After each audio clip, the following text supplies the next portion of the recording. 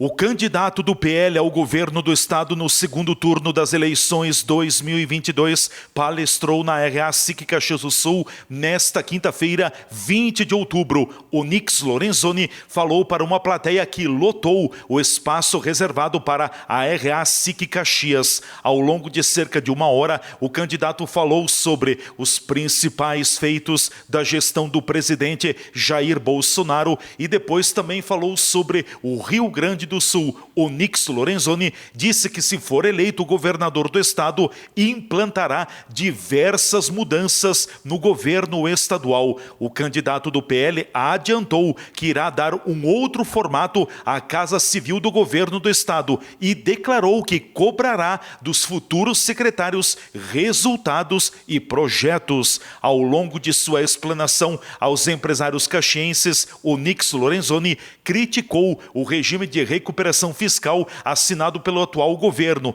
e repudiou a forma como seu adversário usou os recursos enviados pelo presidente Bolsonaro. Onyx Lorenzoni também elogiou a gestão do governador José Ivo Sartori. Após a palestra, o candidato concedeu entrevista coletiva à imprensa e iniciou destacando os principais projetos colocados em prática pelo presidente Bolsonaro. Bom, primeiro eu comecei com os resultados do governo do presidente Bolsonaro, né?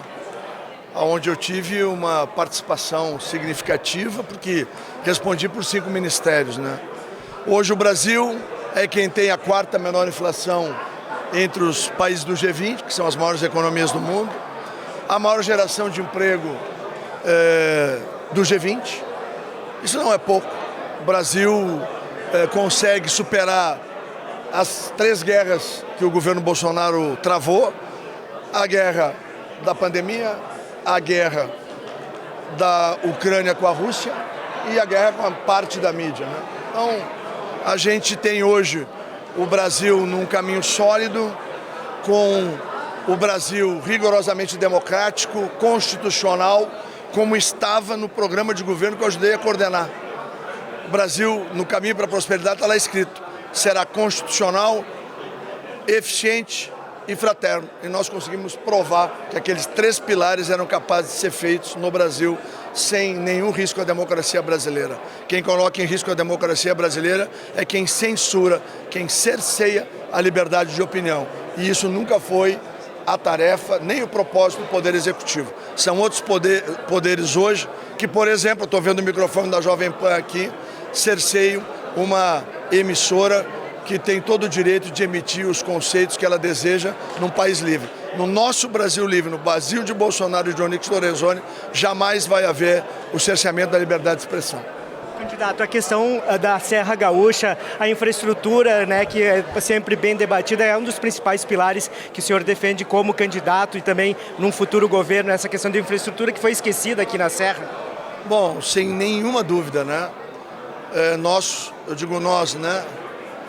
Os oriundes acabaram construindo aqui uma das regiões mais prósperas do Brasil e hoje nós sofremos muito, e eu me coloco como nós, porque a minha família paterna tem origem bento, com a questão logística. Então eu assumi compromisso firme com o aeroporto da Serra, inclusive, se for da vontade do povo gaúcho e de Deus que eu seja governador, com aporte de recursos financeiros para acelerar a execução desse aeroporto. Ele é vital para melhorar a competitividade aqui da Serra, gerar emprego, gerar renda, trazer os turistas também para cá, né? O Rio Grande do Sul tem aqui nessa região o seu maior polo turístico, um dos maiores polos turísticos do Brasil. Sem dúvida nenhuma, o Porto de Arroio do Sal é uma necessidade para a gente poder recuperar essa carga que hoje nós perdemos para Santa Catarina, quer nos manufaturados ou quer na chegada de matéria-prima. A BR do Mar, que está reestruturando a navegação de cabotagem, que foi uma proposta do presidente Bolsonaro, vai nos ajudar a dar viabilidade ao porto e, com isso, melhorar a questão da infraestrutura da região. Candidato, o senhor falou sobre as dificuldades financeiras do estado. A situação é muito preocupante, é uma ilusão as contas em dia no momento? Não, as contas em dia só aconteceram porque, ao vender patrimônio público de maneira irresponsável, na minha visão, porque tu tem que vender valorizado. como o governo federal fez. Nós arrecadamos 900 bilhões abrindo concessões e privatizando setores, né, no governo federal. Aqui, o que foi feito para manter o dia a dia da casa, vender a casa da praia. Depois que gastar o dinheiro, faz como já gastou, faz o quê? Né? Apresenta um déficit de 3,7 bilhões para o ano que vem. Então, nós vamos ter muito trabalho aqui, mas eu tenho certeza que nós vamos conseguir encontrar o equilíbrio da mesma forma que conseguimos no governo federal. A situação do governo federal era muito pior do que a do Rio Grande do Sul. E eu tenho certeza que nós vamos poder equilibrar as contas. Equilibrar as contas. O senhor, por exemplo, criticou a adesão do governo do estado ao regime de recuperação fiscal. Qual seria a melhor forma de tratar essa questão da dívida com a União e também de equilibrar as contas dentro de casa? Bom, primeiro, reconhecer que o estado deve 74 bilhões, quando ele deve 44 no máximo. E assinar um acordo que vai fazer com que as nossas famílias paguem 168 bilhões nos próximos 30 anos, eu não acho que foi uma coisa boa. Eu acho que foi uma coisa muito ruim, mal feita. Por que foi mal feito? Por que a adesão foi no último dia útil do ano passado? Porque se ela fosse no primeiro dia útil desse ano, o Rio Grande do Sul seria aceito. Então teve que se valer do ano da economia fecha tudo, fica em casa, da destruição de emprego de empresas, para incluir, para aparecer na propaganda presidencial daquele que renunciou aos gaúchos, de que ele era um bom gestor. Não é. Não é. Qual é a forma de tratar isso, na sua visão? Bom, primeiro, reabrirei a discussão com o governo federal sobre isso e vamos fazer a mesma coisa que fizemos no governo do presidente Bolsonaro, que está sendo feito da Prefeitura de Porto Alegre. Tu reduz níveis hierárquicos, reduz as atividades meio, aparece o dinheiro, tu para de desperdiçar, aparece dinheiro para tu aplicar na ponta. A Prefeitura de Porto Alegre está transformando a capital do estado com essa política. O senhor falou de redução de secretarias, inclusive, né? Que secretarias, por exemplo, do estado seriam cortadas? Não, para evitar a questão política, a nossa equipe está trabalhando. Eu já disse que nós vamos ter 15 ou 16 secretarias, nenhuma mais. Então nós vamos apresentar, se for da vontade do povo gaúcho, que eu seja governador e de Deus, vencida a eleição, no mês de novembro nós vamos apresentar um novo desenho do estado do Rio Grande do Sul. Se eleito governador, o senhor vai trabalhar com metas e propósitos junto com a equipe? Bom, primeiro eu já disse aqui, apresentei publicamente pela primeira vez, como vai funcionar a nova Casa Civil. Ela não vai mais ser uma casa política, essa parte política vai ser feita pela Secretaria de Governo, assemelhada ao que é feito no governo federal, e vai ficar a Casa Civil como um centro de governo. Então, com governança, com métricas, com cobranças a cada 90 dias, com apresentação pública do que cada secretário conseguiu fazer, se ele cumpriu a sua meta, não cumpriu a sua meta, quais foram as suas dificuldades, por quê?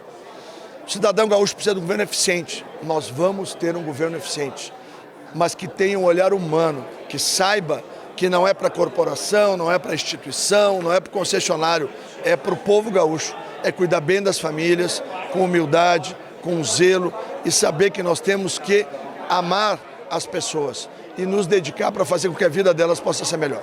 Sobre a qualificação de mão de obra, que é um grande desafio dos empresários, especialmente aqui da Serra, quais são as suas propostas? Bom, eu criei, quando eu era ministro do Trabalho e da Previdência, o Serviço Civil Voluntário.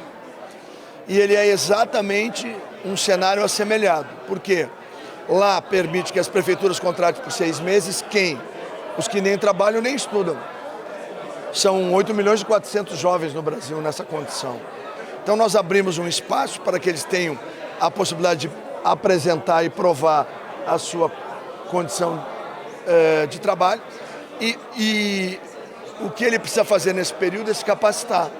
E aí o Sistema S, fizemos um grande acordo nacional, que nós vamos repetir aqui, porque eu conheço as pessoas, aonde o Sistema S, então, poderá entrar para dentro das escolas de nível médio aqui no Rio Grande do Sul, em parceria com o Estado, claro. Nada será imposto, será tudo construído em parceria. E poder oferecer aos jovens capacitação, então, desde o primeiro semestre da primeira série do ensino médio, ele já pode se qualificar, ele já pode buscar uma profissão. Então, se ele fizer uma qualificação por semestre, ele conclui o ensino médio com 6 capacitações certificadas pelo Sistema S.